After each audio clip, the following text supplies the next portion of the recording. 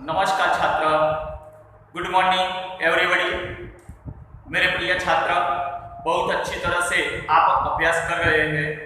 आने वाले समय में भी सामयिक मूल्यांकन कसौटी के जो विषय है वह भी आपको ग्रुप में भेजे जा चुके हैं और हमारी कक्षा 6 हिंदी विषय में 1 से 6 पाठ तक आपको वही कसौटी में प्रश्न पूछे जाएंगे, तो आपको उसकी अच्छी तरह से तैयारी करनी है। छात्र, आज हम छठा गद्य पढ़ेंगे।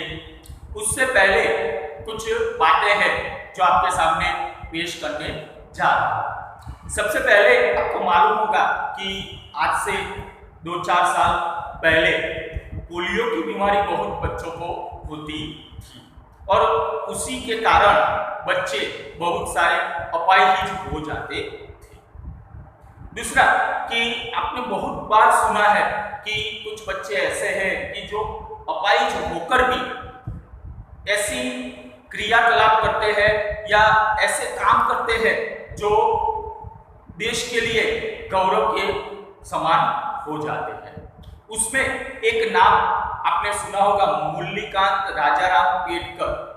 एक कक्षा में वह गद्य आता था। वह भी 1965 का जो युद्ध था उसमें बहुत भारत पाकिस्तान का युद्ध हो रहा था और आपस में गोलियां चल रही थी। गोलियों की बौछार में से एक गोली उसको पैर में लगती है, फिर भी वह मन से नहीं हारता है और लड़ता ही जाता है। अचानक दूसरी गोली, तीसरी गोली और लगातार 7 से 8 गोली उसके पैर में और छाती में लगती है। वह नीचे गिर जाता है और बाद में जब अस्पताल ले जाते हैं तब डॉक्टर कहते हैं कि उसके दोनों पैर जो है वह बेजान हो गए हैं, वह अपाहिज हो गया है। फिर भी मुरली जो है वह हिम्मत नहीं हारता और बैठे बैठे चेस में, तीरंदाजी में, तैराकी में और बहुत सारी जो खेल प्रतियोगिता होती है उसमें वह हिस्सा लेकर बहुत सारे लगभग 61 मेडल उसने प्राप्त किए थे। दूसरी एक बात करता हूँ कि एक विद्यालय थी, विद्यालय में कार्यक्रम था, कार्यक्रम में राज्यपाल आए हुए थे और छठी कक्षा की कुछ लड़कियां, 6 लड़कियां स्टेज पर स्वागत गीत कर रही थी और उसी समय राज्यपाल लड़कियों को देख रहे थे। जो वह नाच रही थी, स्वागत गान कर रही थी, वह उसे देख रहे थे। उसमें से एक लड़की बहुत अच्छी तरह से लचक से गा रही थी। राज्यपाल खुश हो गए और बाद में जब गान पूरा हुआ तब उसे पास में बुलाया और कहा कि बेटा तुम्हारा नाम क्या है। तब लड़की ने बताया तृप्ति, और बाद में उन्होंने 1000 रुपये उस लड़की को दिए। लड़की ने पूछा क्यों, तो उन्होंने कहा कि ये स्टेज पर जो 6 लड़कियां गान कर रही थी, नाच रही थी, उसमें से सबसे अच्छी लचक यानी कि सबसे अच्छा तू गा रही थी, मुझे पसंद आया इसलिए मैं देता हूं। तब लड़की ने अपना पायजामा जो था वह धीरे धीरे ऊंचा किया और वह बोली कि मेरा तो एक पैर लकड़े का। देखिए छात्र, यहाँ पर सोचने की बात यही है कि गिरना हार नहीं है, लेकिन गिरकर वापस खड़ा न होना वह हार है। कहने का मतलब यही है कि यदि शारीरिक कमी आ जाए, शरीर अपंग अपाहिज हो जाए, फिर भी हमें मन से कभी भी हार नहीं माननी चाहिए। वॉल्टर की बात आपने 5वीं कक्षा में सुनी थी। वॉल्टर भी कैसा था, उसको भी पोलियो था और पोलियो के कारण वह खेल नहीं पाता था, फिर भी धीरे धीरे वह प्रयत्न करता गया, लिहाज करता गया और उसके बाद वह ऊंची कूद में फर्स्ट नंबर गोल्ड मेडल प्राप्त किया था। तो ऐसे कई उदाहरण हमारे देश में है कि अपाहिज होकर भी उन्होंने बहुत अच्छे काम किए हैं और देश का नाम रोशन किया है। अरुणिमा सिन्हा, आपने नाम सुना होगा, तो ऐसे बहुत सारे उदाहरण हमारे समाज में पड़े। तो मेरे प्रिय छात्र, आज हम जो पढ़ने के लिए जा रहे हैं वैसा ही एक पात्र है जिसका नाम है रेशमा, और उसके बारे में, उसके जीवन में जो सुबह हुई है वही सुबह को आज हम देखेंगे। गद्य का नाम है सुबह। सुबह यानी सवेरा, लेकिन जीवन में एक अलग प्रकार का सवेरा होता है। मेरे प्रिय छात्र, रेशमा की बात करता हूं। यह जो गद्य है उसमें रेशमा की हिम्मत दिखाई गई, रेशमा का विश्वास बताया गया है, और रेशमा ने जो अपने भाई को बचाया, अपनी हिम्मत से अपाहिज थी फिर भी उसका वर्णन यहाँ पर किया गया है, उसके बारे में हम पढ़ेंगे।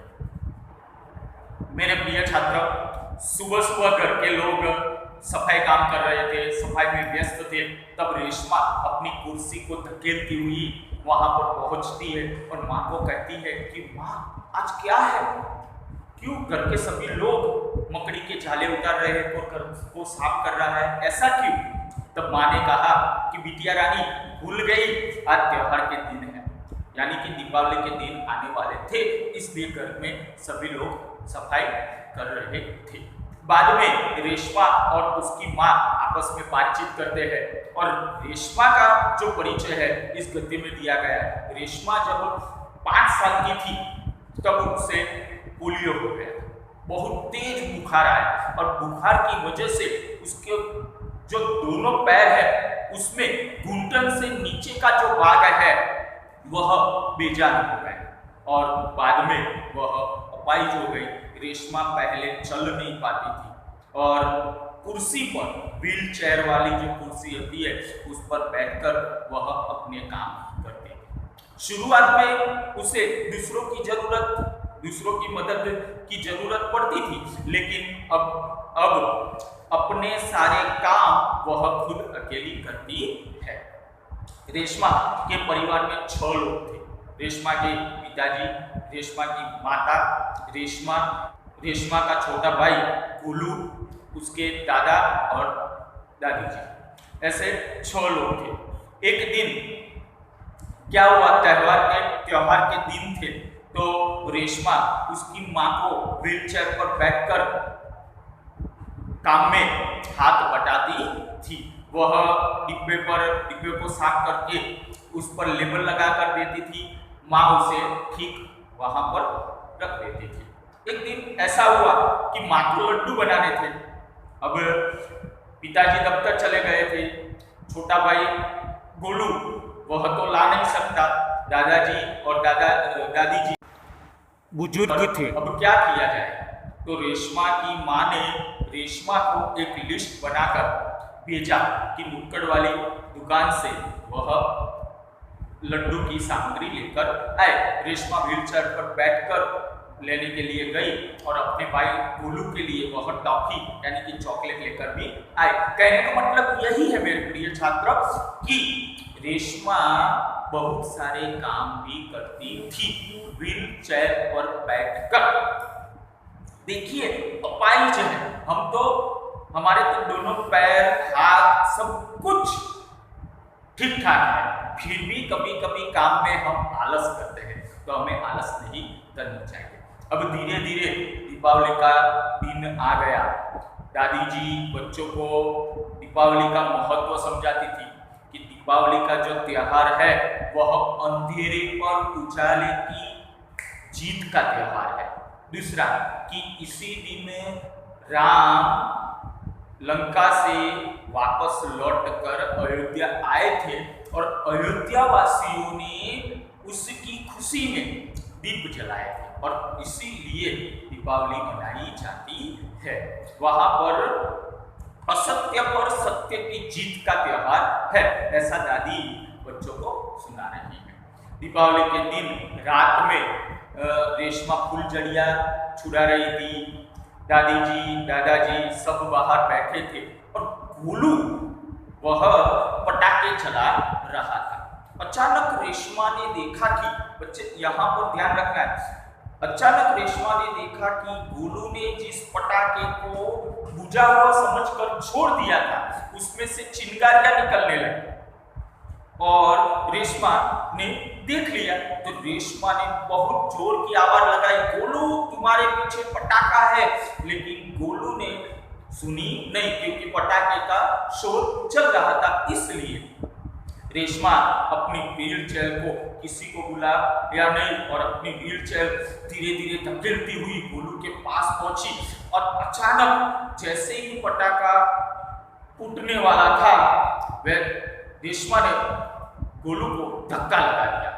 रेशमा नीचे गिर गई, उस पर व्हील चेयर और गोलू भी बच गया। पटाखा जो था वह फूट गया और गोलू की जान बच गई। अपाहिज थी फिर भी उसने उसके छोटे भाई को बचाया। बाद में सब इकट्ठा हुए, पिता ने उसे उसी पर बिठाया, रेशमा वहां पर बैठी और आपस में बातें होने लगी। गोलू ने कहा कि दीदी आपका यह धमाकेदार धक्का मुझे हमेशा याद रहेगा, यानी कि आपने मेरी जो जान बचाई है वह हमेशा मुझे याद रहेगा। कहने का मतलब यही है कि रेशमा ने गोलू की जान इसलिए बचाई क्योंकि उसकी शारीरिक कमी उसके इरादों में कभी बाधा नहीं बन पाई। वह खुद अपाहिज थी फिर भी मन से कभी हारी नहीं थी। जो मन से हारा हार है, जो मन का जीता जीत है।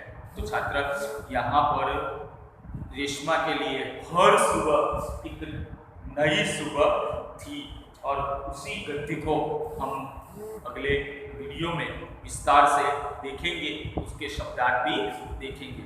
तब तक के लिए अस्तु, जय हिंद, जय भारत। आपको भी यह गद्य एक बार पढ़ लेना है, ठीक है छात्रों। अस्तु, जय हिंद, जय भारत।